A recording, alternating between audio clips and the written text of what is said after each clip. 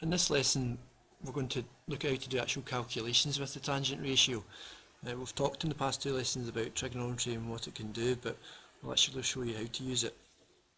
Now before we do this, it's important to look at this aspect of mathematics. Now if we just look at this first calculation, what do you divide by 2 to get 10? Well, I said the answer there. A lot of people think it's 5 because you do 10 divided by 2, but if you half 5, you're never going to get 10. This question mark needs to be a number that's bigger than 10, sorry, so that when you half it, you get an answer of 10. So hopefully you're thinking now it's 20. If you half 20, you get 10. Now, how can we get that with the numbers that are already there? Well, if we do 2 multiplied by 10, then we'll get the answer of 20. So the question mark's equal to 2 times 10, which is 20. We can do the same thing here. What do you divide by 3 to get 12? I know it says the 12 first, but it's the same idea. What do we divide by 3 to get 12? Well, we can think of it as 3 times 12, which is 36. And if you do 36 divided by 3, you get 12. Now, this is really useful in trigonometry when it's a wee bit more complicated looking. Right, let's look at an example. Calculating the opposite side using tan. So we're just going to look at the tan ratio first. We're going to look at how to use it. So in a triangle, you would require an angle on the side to do trigonometry at this level. Now, you also need an unknown, which is here, and we're going to call that x. You can call it anything you like, but we'll call it x. Now, the first thing to do if you're doing this in homework or you're doing this in an exercise in your book is you've got to draw the triangle out. So you draw the triangle out and then you label it. Okay, so this side here is the hypotenuse, so we'll label it just with a wee hype. You can also shorten it to h. Your teacher's probably told you to write hype.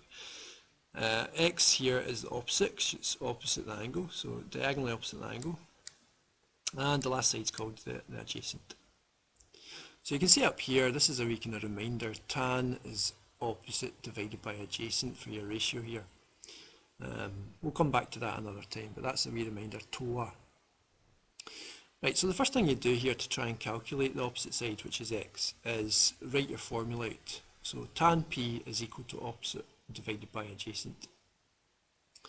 The next thing you want to do is you want to basically fill in the information. So I know the angle's 22, so I can put a 22 at angle P. The other thing I can do is I can look at the opposite side and say, well, that's called x, so I can call that an x up here. And the adjacent's 7, so I can fill in a 7 down here. And that's basically what's going to happen here. Tan 22 is equal to x divided by 7. Now from that previous slide, we looked at this idea of you divide something to get an answer over here, and we found that you can multiply these two things to get what's the question mark in the top. I'm going to do the same thing. I'm going to take my tan 22 and times it by 7 to get my answer. Now it's really important that you put the 22 in brackets, or what your calculator does is it thinks you're doing 22 times 7 first and then taking the tan value of that, which gives you the wrong answer. The other thing you can do is write 7 times tan 22, so write the 7 first in your calculator and that would solve the problem. So if you type tan 22 in brackets times 7 in your calculator, providing you're in degrees mode, make sure your calculator is set to degrees mode. Ask your teacher to do that if you don't know what that means. You should come out with this. So I've written the unrounded answer down, and then I'm going to round it to 1 decimal place. So the answer to this is 2.8 centimetres. So we've calculated a length on the triangle without using a ruler, just using one side and an angle. I'll do that once more in this question here. Basically the same idea, but kind of more real life example. We've tried to calculate the height of the windmill.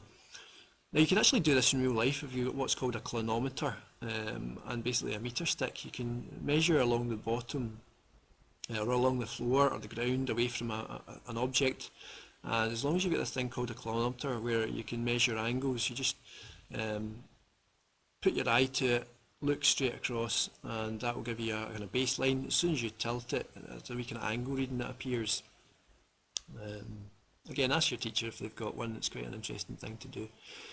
But anyway, Same idea here. I would draw the triangle out first, so it doesn't look like a triangle here, but if you just draw a line straight down here, you will create a right angle triangle.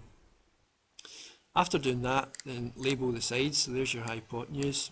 This is your opposite, because it's diagonally opposite the angle. Again, just bear in mind, if the angle was up here, the opposite would be down here. And this is the adjacent. So same thing as before, tan is opposite over adjacent to a. So we don't have a letter here, so we'll just do tan 11 equals opposite over adjacent. Again, we can substitute the values in. The opposite side in this is called h, and the adjacent is 70. So we can rewrite that. And to work out the unknown in the top, we just multiply these two things, being careful to put tan 11 in brackets, or the 70 first. So if you type all that into your calculator, it should pop out with 13.60, blah blah blah. Try and write that down first, and then round your answer in the last line.